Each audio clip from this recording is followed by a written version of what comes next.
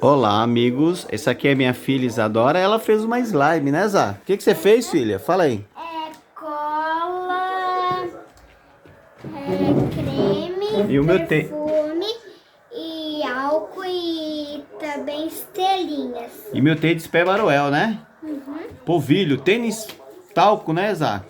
E aí, como é que ficou, filha? Ficou da hora, hein? Muito boa. Que show, hein?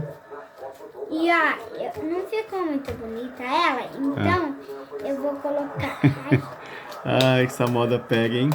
Então, vamos mostrar. Dá um like. Como é que é o negócio do like? Fala aí, pessoal. Olha aqui na câmera. Dá um like, se inscreva no canal e dá o sininho. Dá o sininho, né? Então tá bom. Abraço. Fala. Agora eu vou fazer para vocês aprender. Depois eu vou fazer outro vídeo fazendo uma slime junto com vocês hoje. Nossa, menina, show, hein? Agora, ó, ela tá um pouco grudenta, eu vou colocar perfume, ó, pra ficar cheirosa. E ó, não fica grudenta. Oi, Bob, Amora. Hoje nós estamos sozinhos em casa, né, Zá?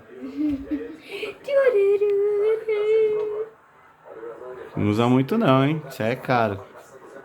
É nada. Tchau, gente. Joinha.